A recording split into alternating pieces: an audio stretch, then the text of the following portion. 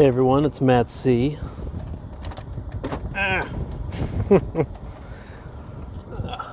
Always mess this up. I'm just gonna have to hold it here. Hopefully the audio is working. I'll find out later. I'm trying to do this with headphones and see if you kind of get a better result with this. But this is kind of a Drivetime update. I thought I was gonna stop and just kind of transition and just do the driven stories thing. But the last couple driven stories attempts that I've had yesterday and today, I just keep recording it and it's just kind of uninspired. You know what I mean? I feel like if you're not excited about uploading, you probably just shouldn't upload it. So I'm just kind of chewing on what to throw out there next. And I just kind of wait for inspiration to happen. Hopefully that's a couple times a week. But some really great kind of updates for the KYRIE book campaign kind of popped up today, so I just thought I'd share those. So on Twitter I put out just some kind of like screen cap details of the map that Steven Hesselman's making. So he's putting that together. It's looking I mean, honestly, every time he gives me an update, it's like it's always better than I could have thought. He's putting way too much time into it, and I don't feel like I'm paying him enough. I'm paying him what he asked for, but I think next time I'm already trying to work out like a better way to get him paid even more. So I'm trying to work that out. Maybe there's some way of doing that for the next campaign, paying him again for the map, because it's looking like we're gonna at least for right now, what we're looking at is a two-stage process. This could change, but a two-stage process of the map where the map that you're going to have in book one is going to, because it takes so long, and I underestimated, I wrongly estimated how long it takes to make these things. So I had to get things to the printer ASAP. I've already got them the interior pages, and the cover's already done. I'm kind of working on some kerning issues, but the map's the only thing holding up, and he thinks he might be able to get it done Saturday. Maybe all of it, maybe just the major features that you kind of see, the sort of stuff that you see already in the screen captures. So I'll link to that in the description. And the pictures of that. So there might be like a simplified version of the map, basically. It looks excellent. It's still way too detailed. It looks incredible, but there might be not a lot of interior features compared to the, it's going to be like the borders and land masses and the kind of animals he's been drawing and some mountain ranges and the words and all that. But some of the crazy, insane, just kind of like filling up the page details, we might leave that for a poster. That's another update / book 2 interior. So I think it'd be kind of cool, because I'm already thinking each book is going to have this sort of map cover interior, and we'll kind of do like a dotted line kind of thing of where the characters have gone, tracing their steps through the story, which would be neat. So you can kind of follow progress and then kind of guess at and anticipate where they're going. And so how do I do that with from book 1 to book 2? That might be cool to do a more developed book 2 map. And then book 3 and 4, we continue moving westward across North Africa. So I'm already probably gonna if he's interested and willing, and I'd probably have to pay him more, he'd draw a map that's more of the western half of North Africa, because right now it's the eastern half, eastern 2/3 sort of. So so I just kind of thought that's kind of a unique feature that we can kind of update and develop as we move along, and given printing constraints, in order to get things fulfilled in November, I need to kind of get things kind of to the printer now, and and this isn't his day job, so I have to work around his schedule, which is completely understandable. So we might get a completed a fully completed, less detailed version of the map at the level that you're already seeing in the Twitter updates, and which is pretty detailed. It's more detailed than I'd ever draw. And then you get an even more detailed version. He's gonna continue working on it until it's more detailed. It would be done by November, so that would allow us to promote for book 2 with it, and also already be looking into what it would take to, like, he kind of suggested this. I think it's a good idea. I'm just throwing these things out there. These aren't promises, but they're like, if anything strikes your fancy, let me know, because I'm just trying to work these things out in real time with readers and people who are interested.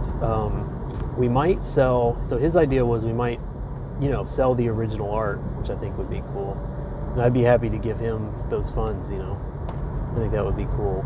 So maybe we do that for a tier, and we might do a poster. So I got to figure out, like, it all depends on how much I'm selling. I'm selling like one book every few days right now in the digital store, which I was anticipating. That's all right. It might pick up as I continue to just kind of be public about the process and stuff like that and gather more interest, which would be nice. And if it really ticks up, then we can afford to hire Elliot Fernandez to do the movie poster, which we weren't able to get to. We were close, and then I got some extra fees, and it really, fortunately, I didn't say that we had gotten there, or I would have been really in trouble. I'm already in trouble because I thought I was closer than we were, and so that's on me. I apologize, but yeah, we never got there. So between now and November, maybe we can get there through additional sales. So I've already kind of announced that, so I'm trying to keep that to be the number one thing right now, so that can be a tier, an optional kind of add-on sort of deal, or maybe an upfront tier. These things go. It's complicated, so I'm trying to figure out what's the best way to offer you a poster up front, already finished. Because maybe in 2 months, maybe in September, we have the thing, the poster. I can afford to hire Elliot, and then he can draw it in September, and then October I color it, and then I can promote with it, and then I can already kind of offer it to you as a tier in November or December or January or whenever we actually launch book 2. Or maybe we would just make a ton of money, and then I can give it away for cheaper. I don't know. I got to figure out, because it's looking unlikely, unless something pretty surprising happens. It's looking unlikely like we would raise enough between now and then to really just be able to give it away, which I'd be fine with.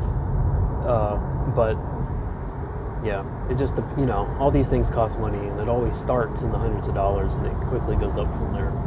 So yeah, I don't want to count my chickens, but one way or another, I'd hope to get the poster already kind of pre-made by then, and book sales between now and then, between now and the fall, between now and November or thereabouts, would be, I think, the number one way to do it. And the same goes for a poster for this map. So it's just so detailed that I'm afraid that a lot of the details, they're going to look super nice on the inside cover, but the inside cover is like 13 inches by 8.5 inches, thereabouts, and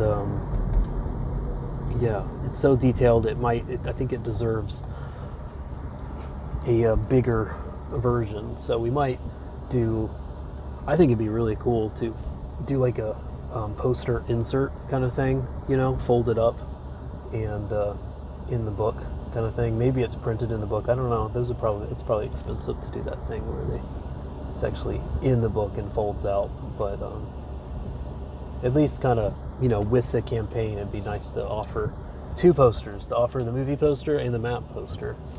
I think that'd be really neat. So, and that all depends on what we can raise between now and then. I mean, maybe, I could always, if that comes to worst, I try and hire Elliot, just like we did for book 1. But you know, where it's a stretch goal sort of thing.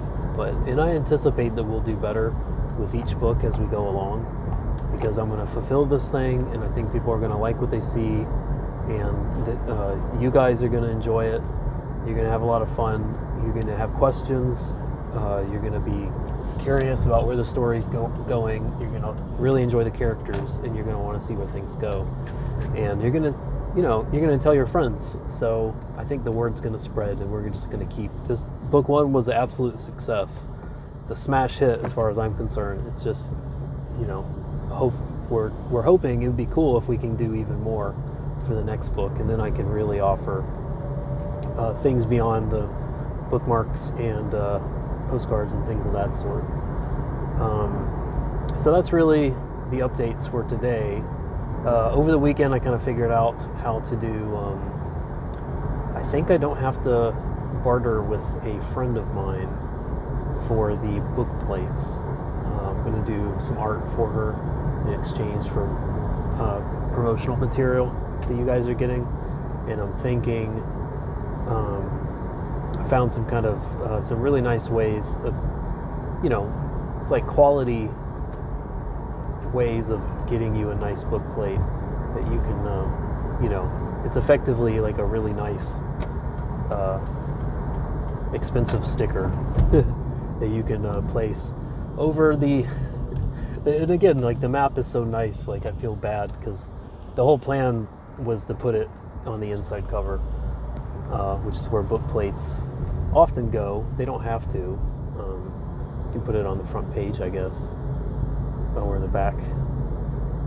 I don't know, but I've got them like keeping some space so that you can actually have the book plate on the left-hand side of the map, basically, is where it would go. But maybe you don't want to cover it up, which is why I'm kind of giving it to you separate, you know, on the wax paper, so that you can, that's one of the nice things about the stickers, that you can kind of put it where you want it, or you can throw it away, like maybe you don't even want it, you know, so, but it's signed and it has a drawing on it, so maybe you want it. But yeah, it's kind of a collectible thing in its own right. But yeah, so I found a nice way to kind of do that myself.